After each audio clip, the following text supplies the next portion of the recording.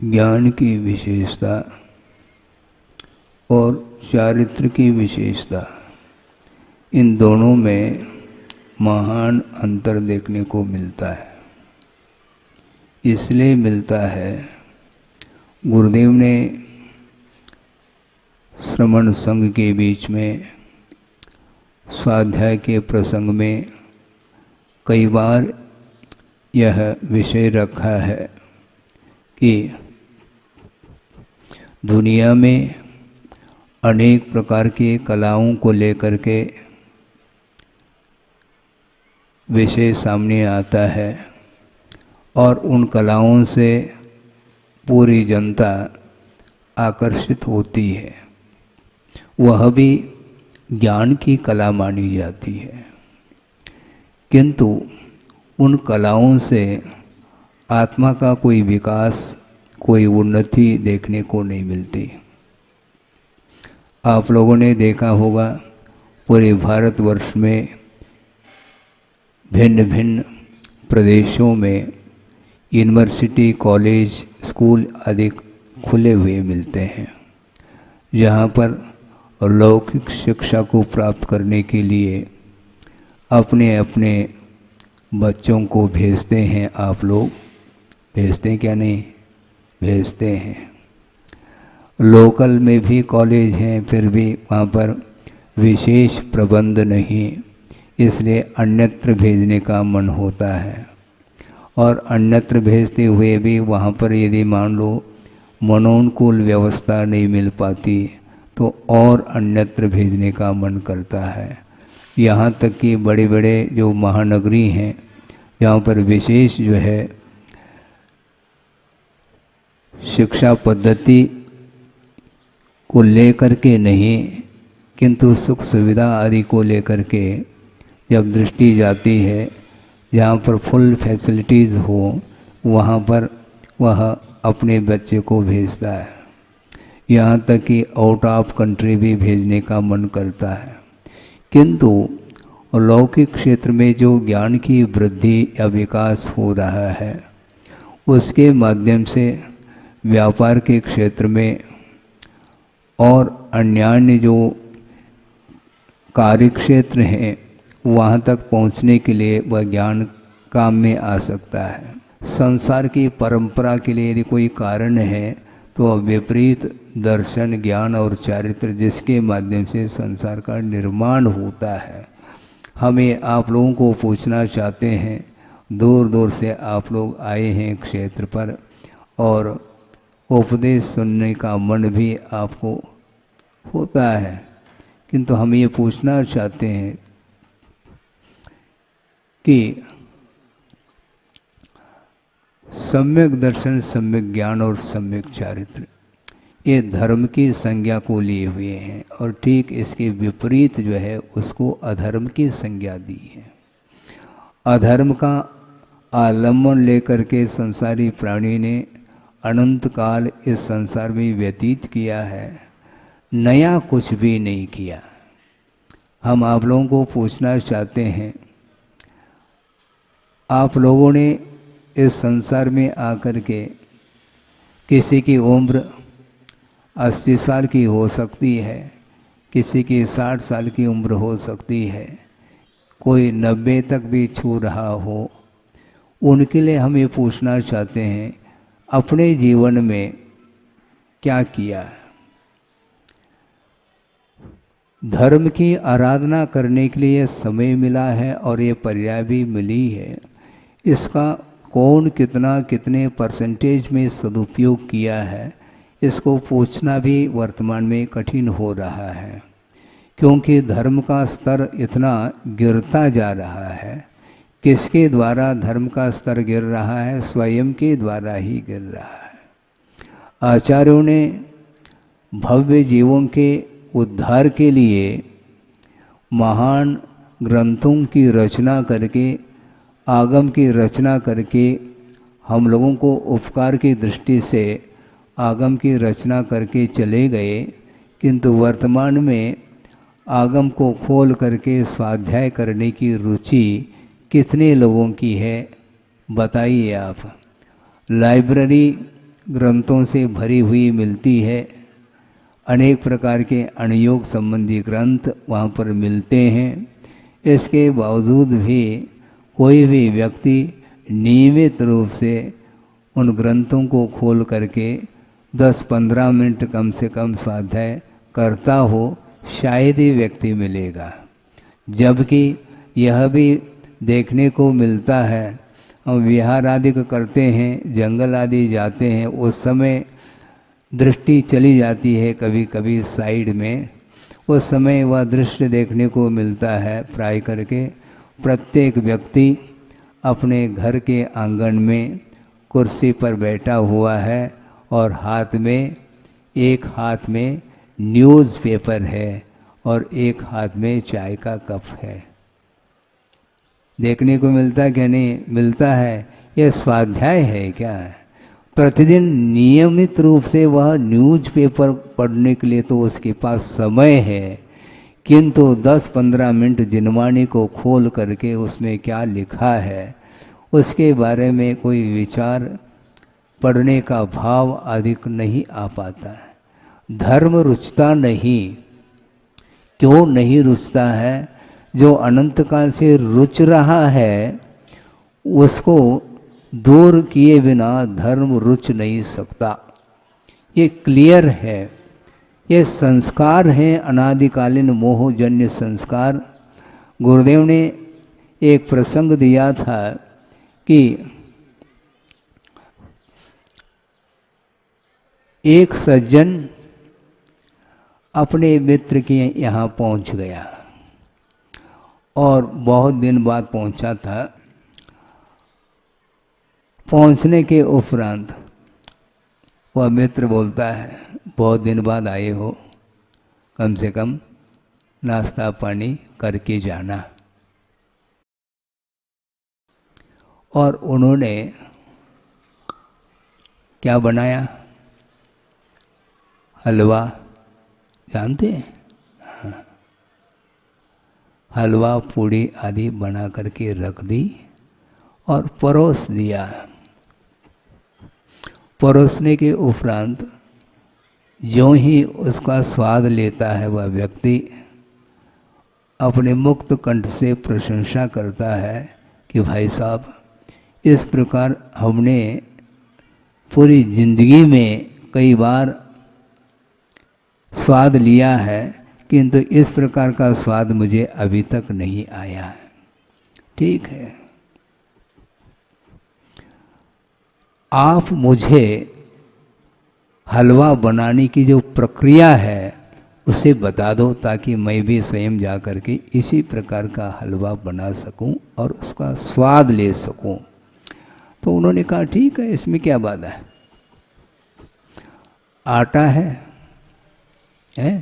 गेहूं का आटा है सिका हुआ, और उसमें अनुपात से क्या मिलाना? घी मिलाना, अनुपात से चीनी अर्थात शक्कर मिलाना, और जो भी इलायची आदि मिलाना, चाहो तो केसर भी मिला सकते हैं आदि आदि, बादाम भी डाल देना अनुपात से। इस प्रकार उन्होंने हलवा बनाने की विधि बता दी। जा करके उस विधि के अनुरूप वह बनाना प्रारंभ करता है। जो जो चीज़ें उसमें डालने के लिए कहा था उन सब को ध्यान में रख करके अनुपात से डाल दिया और हलवा बन गई। हलवा बनने के उपरांत जब स्वाद लेना चाहता है उस समय उसको स्वाद नहीं आया। आपको लगेगा कि महाराज ऐसा क्यों हो रहा है, कोई गलत प्रक्रिया बताई थी क्या उसने, मित्र ने? नहीं, गलत तो नहीं बताई है। जैसा उसने कहा था उसी प्रकार विधि के अनुरूप उसको बनाने का हमने पुरुषार्थ किया है। इसके उपरांत भी उसमें स्वाद क्यों नहीं आ रहा है, या उस मित्र को ही जा कर के पूछना पड़ेगा। और पुनः गया वो और पूछ रहा है कि भाई साहब, आपने जैसा कहा था वैसा ही हमने किया, इसमें कोई 1% भी इसमें कोई मिस्टेक नहीं, अनुपात के अपेक्षा से भी बिल्कुल ध्यान रखते हुए हमने बनाया है। इसके उपरांत भी वो स्वाद क्यों नहीं आ रहा है? तो मित्र ने कहा कोई बात नहीं, तुम्हारे घर चलता हूँ, चलो मैं बना करके दिखाता हूँ। अब गया और मित्र ने बोला क्यों, आपने क्या क्या चीज़ें डाली थी? जैसा आपने कहा था उसमें से एक भी चीज़ की कोई कमी नहीं है। अच्छा, अनुपात से डाला? हाँ बिल्कुल अनुपात से। और केसर डालने के लिए भी हमने कहा था ना, हाँ वो भी डाला है। केसर कहाँ से लाए? कहाँ से? क्या बाजार से लाए? अच्छा, कहाँ रखा है वो डिब्बी में है, थोड़ा दिखा सकोगे क्या? हाँ बिल्कुल दिखा सकता हूँ आपके सामने। और डिब्बी दे दी उसने, दे दी तो उसने सूंघ लिया। हाँ यहीं पर मिस्टेक है। क्या मिस्टेक है? इसी में मिस्टेक देखने को मिल रहा है। कौन सा मिस्टेक है? इसमें केसर है, कस्तूरी है, आदि आदि, लेकिन जो डिब्बे में रखा है उसमें पहले क्या रखते थे? पहले हमने हिंगड़ा रखते थे हम। हाँ, उस हिंगड़ा का, हींग जिसको बोलते, उसकी गंध अभी भी उसमें आ रही है। और उस डिब्बे में हिंगड़े की गंध आती है, उसके कारण ही वह हलवा में भी वह गंध उसी का आ रहा है। इसके कारण वह स्वाद नहीं आ पा रहा है। कुछ ही क्षण के जो संस्कार हैं, हिंगड़े के संस्कार, वह समाप्त नहीं हुए, जबकि अनादिकाल से ये मोह के संस्कार निरंतर आत्मा के साथ संबंध को लिए हुए हैं। तो ऐसी स्थिति में धर्म रुचे तो कैसे रुचे? धर्म बहुत कठिन काम होता है। विषय छूटता नहीं, कषाय छूटते नहीं। धार्मिक क्षेत्र में भी फैसिलिटी की आवश्यकता पड़ती है।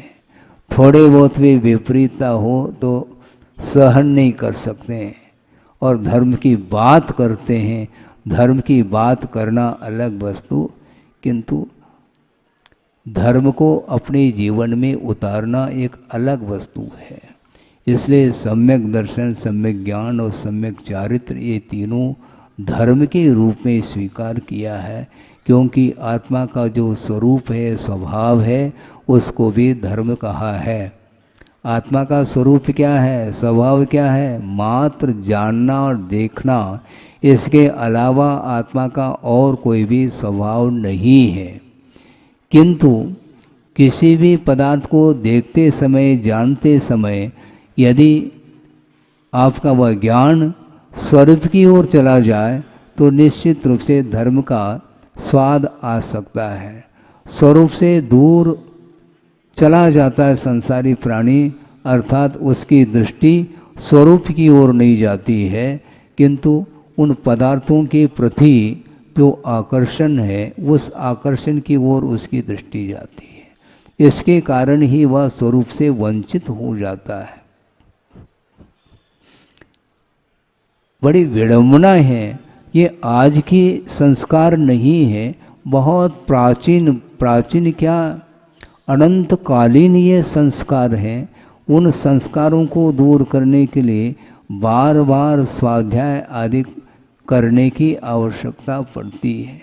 आगम में क्या लिखा है और हमारा जीवन किस रूप में चल रहा है, इस विषय में कभी किसी ने तुलना नहीं की, तो उसी का परिणाम है कि हम थोड़े बहुत औपचारिक कह दो तो अन्योक्ति नहीं है, धार्मिक क्रियाएं करते तो जाते हैं, किंतु मन हमारा उसमें नहीं लग पाता।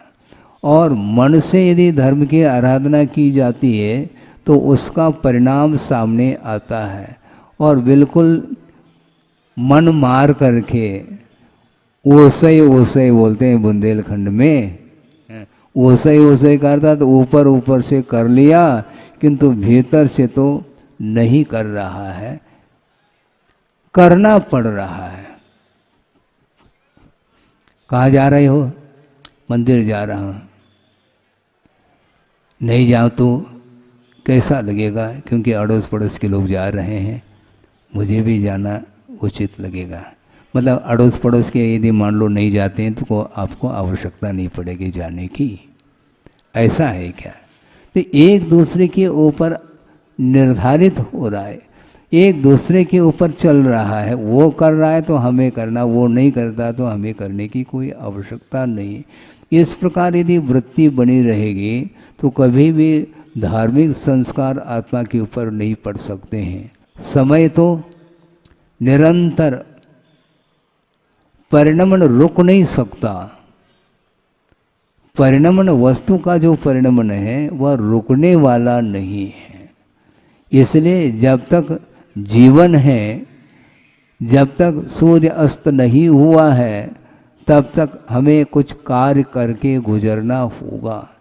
अनंत काल से विषयों में डूबा हुआ संसार, उसके लिए आगम की बात भी रुच जाए कि बहुत दुर्लभ वस्तु है ये, रुचता नहीं है, अपने मन के अनुरूप ही चलना चाहता है, विधिवत चलना नहीं चाहता किंतु रुचिवत चलना चाहता है। अपने मन के अनुरूप कुछ होता है तो उसका उसमें मन लग जाता है, और मनोनुकूल नहीं है तो उसका मन उसमें नहीं लगता है, इसलिए वह औपचारिकता कुछ करके चला जाता है। इस प्रकार यह मनुष्य जीवन केवल औपचारिकता के साथ न गुजरे, किंतु परमार्थ की उपलब्धि के लिए, मोक्ष को उपलब्ध करने के लिए, निर्वाण को प्राप्त करने की दृष्टि से कर्मक्षय के उद्देश्य को लेकर के हम यदि मान लो 10-15 मिनट भी देव शास्त्र गुरु की उपासना करते हैं तो उसके माध्यम से कर्मों की निर्जना भी होती है और विशेष रूप से पुण्य का संचय भी होता है। हम पुण्य करना नहीं चाहते किंतु पुण्य का फल जरूर चाहते हैं। महाराज इसका फल क्या मिलेगा, इसका फल क्या मिलेगा? अरे आपकी दृष्टि केवल फल की ओर ही जा रही है, आपकी दृष्टि में केवल फल ही लटक रहा है?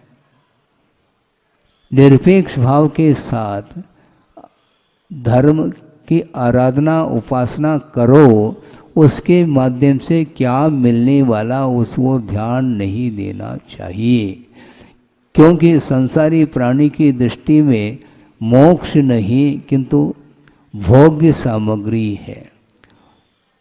वह स्वर्ग चाहता है। क्या चाहता है? स्वर्ग चाहता है, वैभव चाहता है, उसके लिए वह पुण्य का संचय करता है।